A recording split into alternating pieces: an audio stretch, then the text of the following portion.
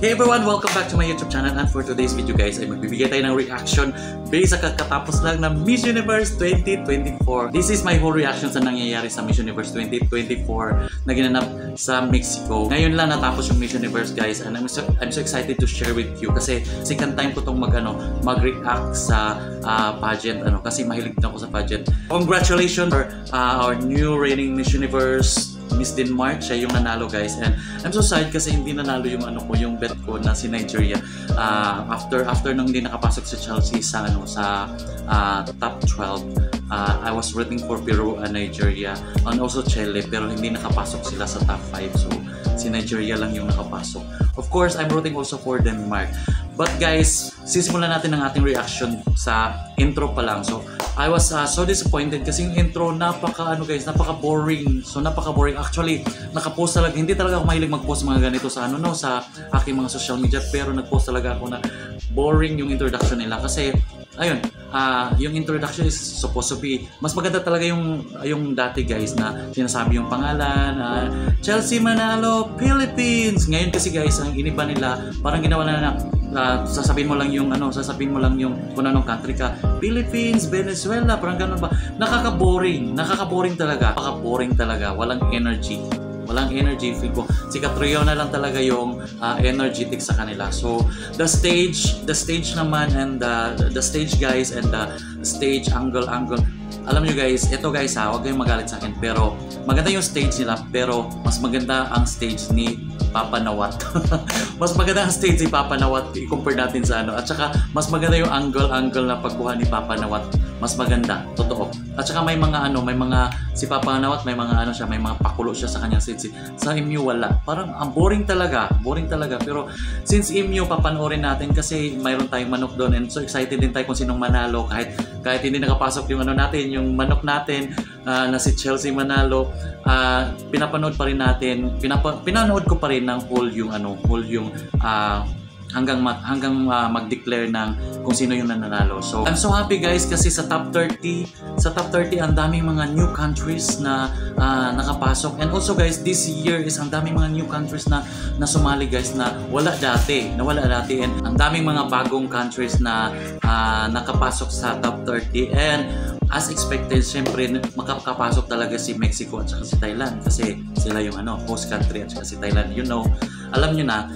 Maraming nagsasabi ngayon sa social media na loto, pero for me siguro maisip natin na loto, pero for me nung nakita ko yung performance nila during the swimsuit competition guys, yung mga nakapasok yung nakapasok deserve din nila, but mas deserve talaga din ni Chelsea na makapasok doon sa top 12 kasi alam ko na nag-effort naman ang lahat, pero sa swimsuit competition may uniqueness or may drama na ginawa si Chelsea doon. Ginawa niya yung tampi sa walk ba yun tawag nila, so ginawa ni Chelsea yun, at doon pa lang guys. And also hindi yung manok natin na si Chelsea, talagang kaya niyang labanan yung mga Latina, pero I don't know guys, but hindi siya nakapasok sa top 12. Anyway, move tayo sa top 12. So sa top 12 guys, during the gown, ang gaganda ng mga gowns kasi mostly sa mga nakapasok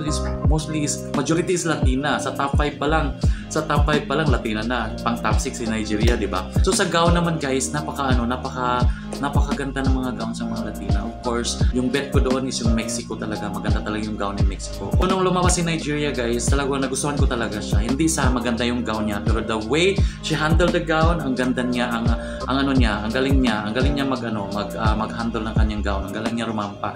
So nabigyan niya ng justice yung gown niya. Quick review lang guys, na nakapasok sa top 5, yun na si Nigeria, Mexico, Thailand, Denmark, and Venezuela guys. So natatawa ako kasi during the Q&A, yung mga tanong hindi naman siya masyadong unlike before na ang grabe politics, talaga ang hirap ng mga tanong dati, pero ngayon easy lang. Pero I don't know guys.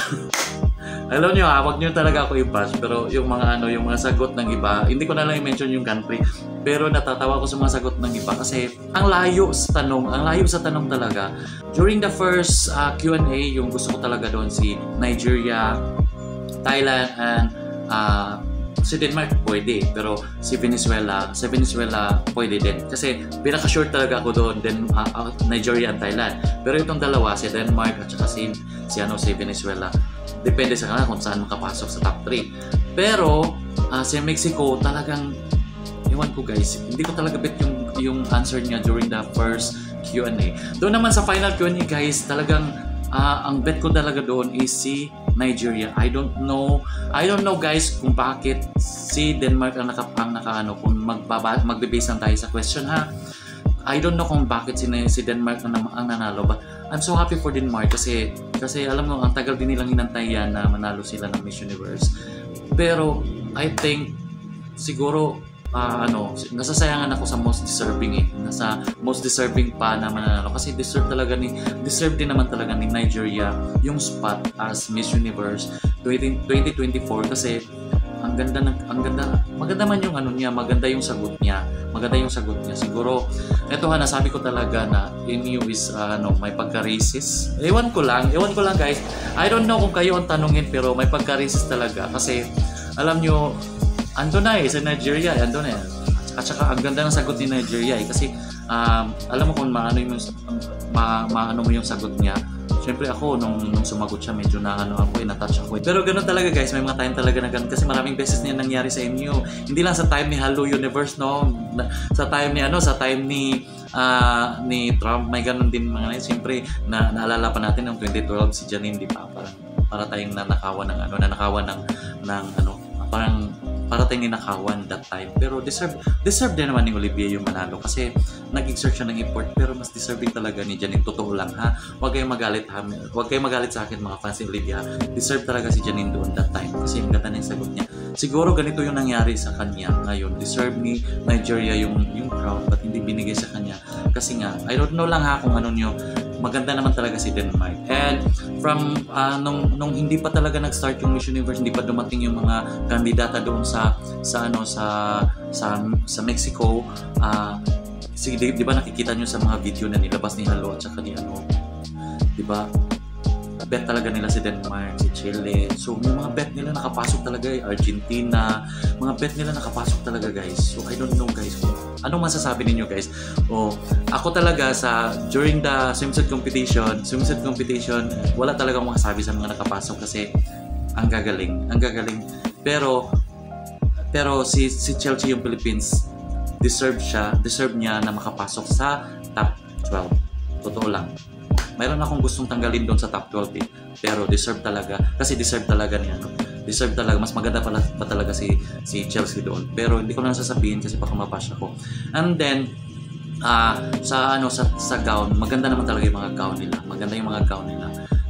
So wala akong masabi doon kasi maganda. So kung kayo ang tatanungin ko guys, ano masasabi nyo sa Miss Universe 2024 cooking show ba? So paki-comment na lang sa baba guys. Ako talaga iniisip ko talaga cooking show pero nakita ko talaga yung top 12, nakita ko yung performance sa swimsuit. Deserve din naman nila pero may mga siguro dalawa akong tatanggalin doon sa top 12 na ipalit ko si Philippines kasi mas kung mas maganda si Philippines, mas deserve ni Philippines na makapasok doon kaysa kanila. So yun lang guys. Thank you so much. I'm so disappointed but congratulations talaga Denmark and congratulations pa rin sa ating pambato na si Miss Chelsea Manalo from Philippines. Makapasok lang sa top 30 guys. Proud na tayo doon kasi alam nyo ang hirap makapasok sa mga ganyan. New Zealand, Bahrain, Great Britain na may dugong Pinay din, hindi sila nakapasok. Hindi talaga sila nakapasok sa top 30 guys. So congratulations pa rin sa atin kasi nakapasok tayo sa top 30. So yun lang guys. So comment kayo kung ano yung reaction nyo sa kakatapos na Miss Universe sa comment section. And please don't forget to subscribe guys. Road to 10,000 subscribers na tayo. Thank you so much. Bye bye.